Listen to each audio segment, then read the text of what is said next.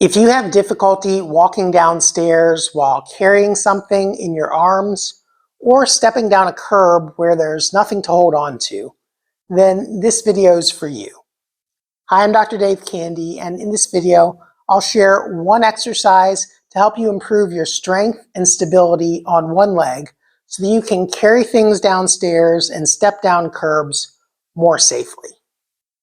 Now, going downstairs requires a number of different motor skills. It requires you to be able to balance on one leg. It requires strength out of your quadricep muscles, glutes, and calves. And it also requires ankle flexibility for you to be able to bring your knee over your toe as you're stepping downwards. It also requires something that a lot of people don't think about, and that's strength in the muscles that support the arch of your foot. That's particularly important if you go barefoot in the house. So we'll start out this exercise from the easiest, most basic version and then progress into harder versions as we go along. But start out with whatever feels most comfortable for you. Now, if you do need to hold on to something when you're initially starting this exercise, that is okay. But remember, the goal is to improve strength and stability on one leg while you're not holding on to anything or while you're carrying something. So you'll want to progress to that eventually. But always keep safety in mind first.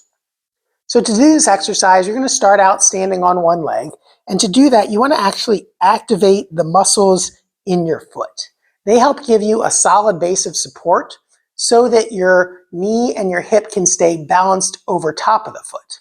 So to do that, you'll kind of curl your foot and pull the ball of your foot towards your heel. You may have to think about gripping the ground with your toes slightly as well. That helps make your foot nice and stable. And then from there, you're going to shift weight over onto one leg. Now do this slowly. Don't just suddenly pick your foot up, because it's very likely that if you quickly pick your foot up, your arch will collapse and your knee will come inwards, which compromises your stability. So we first want to gradually think about loading weight out over the leg, again keeping the arch of the foot lifted and hip, knee, toe in alignment. So you're going to dome the arch, get everything in alignment, slowly shift over that leg, activating your glutes, activating your quads, and then pick this other leg up off the floor.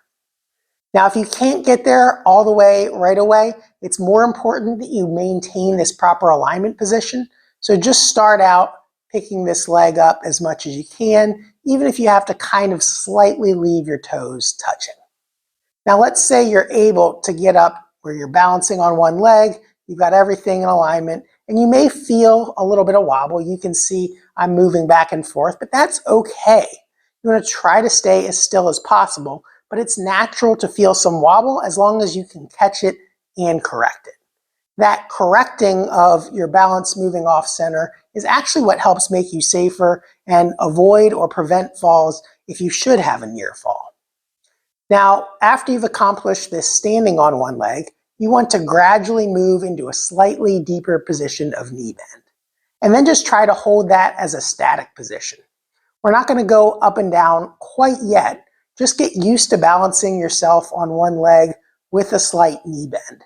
This requires moving your knee forwards over your toes because you're stepping forwards down a stair. It also requires that you maintain your arch, and you may notice that you're going to have to grip the ground even harder as you start to step down forwards. So load slowly onto one leg, activate the glutes, activate the quads, pick the leg up, then move into a slight squat, and try to hold that, if possible, for about 10 seconds. Again, if you need to slightly slide your foot out on the floor to maintain balance, that's okay to start out, so you're keeping just slight contact there for balance. If you're able to do it with your leg fully up off the floor, that's even better. Then once you've held that, see if you can progress just a little bit deeper. You'll feel more glute activation there, more quad activation there. Now, if your knees are getting sore, knees are getting tired, feel free to take a rest as needed. This is quite hard to hold this for a long period of time, but it'll develop your muscle endurance so that you can go down a whole set of stairs safely. So after you've gotten down to that second level, if you can go another level deeper, progress down a little deeper. Now once you've gotten 3 levels down, however deep that ends up being for you, then come back up a little bit and try to hold it again. Come back up again, try to hold it again, and then finally come all the way back up. Now if you've gotten through that entire set without resting, you'll probably notice that your glutes are really burning. And that's okay. They're getting stronger by doing that. Then switch to the opposite side and repeat. So again, dome the arch, hip, knee, toe in alignment, slowly load out over that foot, maintain the arch, pick the leg up, maintain your balance. And you may notice that one side is slightly harder than the other side. For me, this happens to be a little harder on this side. And then go down, hold about 10 seconds, and then go down again. Then you'll want to come back up, go 1 level back up, hold about 10 seconds, and then come another level back up again. And just repeat back and forth from side to side. Now, rather than counting repetitions with this, it may just be easier to set a timer for 5 minutes or so and alternate doing one leg and the other leg and one leg and the other leg, and just make sure when the 5-minute timer goes off that you've done an equal number of repetitions on each leg. Now, after you've gotten through the isometrics, then you can start to go more quickly through that squat motion. And because you've sort of held that in an isometric position, your brain knows what it needs to do at each level. And so it allows you to go up and down more securely without as much wobble.